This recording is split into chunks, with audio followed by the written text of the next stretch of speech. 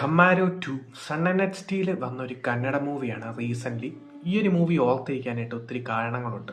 അതിൻ്റെ main reason എന്താണെന്ന് വെച്ചാൽ ഇപ്പം നമ്മളൊരു സിനിമയുടെ പ്രൊമോഷൻ സ്ട്രാറ്റജി OTT-ലൊക്കെ വരുമ്പോൾ ഇങ്ങനെ ഒരു പ്രൊമോഷനായിട്ട് ഒരു പോസ്റ്ററിലൊക്കെ എഴുതുന്ന കുറേ സംഭവങ്ങളുണ്ട്. ഇപ്പോൾ റൊമാൻറ്റിക് സിനിമയാണെങ്കിൽ ഇത് കാണാത്തവർ ഷുവറായിട്ടും കണ്ടു കഴിയുമ്പോഴത്തേക്കും ഇത് പ്രേമിച്ചിരിക്കും എന്നുള്ളത്.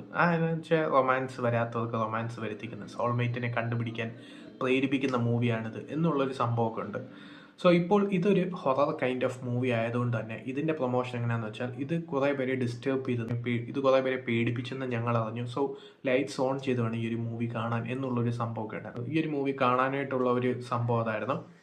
സോ ഈ ഒരു സിനിമ കണ്ടു കഴിഞ്ഞാൽ അങ്ങനെ ആരും പറയില്ല, ലൈറ്റ്സ് ഓൺ ചെയ്താലും ലൈറ്റ്സ് ഓഫ് ചെയ്താലും എല്ലാം ഒരുപോലൊക്കെ തന്നെയാണ്.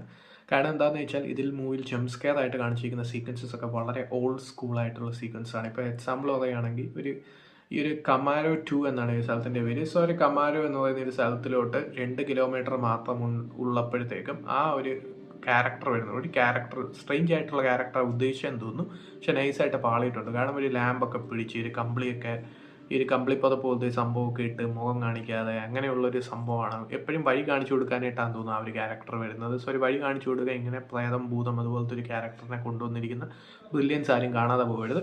സോ അതാണ് ഈ ഒരു സിനിമയുടെ ആദ്യത്തെ സീനിൽ തന്നെ നമുക്ക് മനസ്സിലാവും ഇത് അങ്ങോട്ടാണ് പോകുന്നത് എന്നുള്ളത്.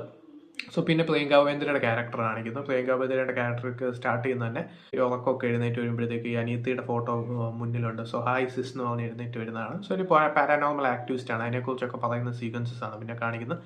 പിന്നെ പാരലായിട്ട് 2 ആയുർവേദിക് ഡോക്ടേഴ്സിനെ കാണിക്കുന്നുണ്ട്. സോ ഒരു ആയുർവേദിക് ഡോക്ടേഴ്സിൻ്റെ 2 പേര് കപ്പിൾസ് ആണ്. സോ ഈ ഒരു ക്യാരക്ടർ, അതായത് ഈ ഒരു ഹസ്ബൻഡിൻ്റെ ക്യാരക്ടറിൻ്റെ അച്ഛനോട് ചോദിക്കും, ഞങ്ങൾക്ക് 2 പേർക്കും ഈ ഒരു ഫോറസ്റ്റിൽ പോയി പഠിക്കണം, ഈ ഒരു ആയുർവേദിക് ഡോക്ടേഴ്സ് ആയതുകൊണ്ട് തന്നെ ഫോറസ്റ്റിൽ പോയി കുറേ കാര്യങ്ങൾ പഠിക്കാനുണ്ട്. സോ കുറച്ച് നാൾ ഞങ്ങൾ മാറി നിൽക്കുന്നു പറയും. അപ്പോൾ അച്ഛൻ ഭയങ്കര ഫണ്ണിയാണ്. സോ അച്ഛൻ പറയും, നിങ്ങൾക്ക് 2 പേർക്ക് അവിടെ വെച്ച് നിങ്ങളുടെ പ്രാക്ടിക്കൽസ് ചെയ്യാം, നമുക്ക് തിരിച്ചു വരുമ്പോൾ ഒരു ഹാപ്പി ന്യൂസ് ആയിട്ട് വരാൻ പാടുള്ളൂ എന്നുള്ള ആ ഒരു സംഭവമാണ് ആ ഒരു അച്ഛൻ പറയുന്നത്. സോ ഒരു അച്ഛൻ്റെ ആ ഒരു ഫണ്ണി ക്യാരക്ടറാണ്. പിന്നെ അങ്ങോട്ട് ഈ ഒരു സിനിമയിൽ കാണിക്കുന്നത് അവരെന്തായാലും ആ ഒരു ഹൗസിൽ പോകും. സോ അവരൊരു ഹൗസിൽ പോയി താമസിക്കും. ആ ഒരു ഹൗസിൽ സ്ട്രേഞ്ച് ആയിട്ടുള്ള സംഭവങ്ങൾ നടക്കും. അവർ ഒത്തിരി പേടിക്കുന്നുണ്ട്, പക്ഷേ കാണുന്നവർക്ക് ഒരു പേടിയും വരുന്നില്ല. അങ്ങനെയുള്ള സീക്വൻസസും ജംസ്കേഴ്സൊക്കെയാണ് വന്നിരിക്കുന്നത്. കാരണം ഡയറക്ടർ വിനയൻ്റെ സിനിമകളിലും അങ്ങനെയുള്ള നമ്മൾ ആ ഒരു ലെവലിൽ പോലും പേടിക്കാനുള്ള സംഭവങ്ങളില്ലാത്ത കുറേ സംഭവങ്ങളാണ്. അമച്വറിഷ് ഡയറക്ഷൻ ആയിട്ട് സ്പീക്ക് എന്ന് വേണമെങ്കിൽ പറയാം.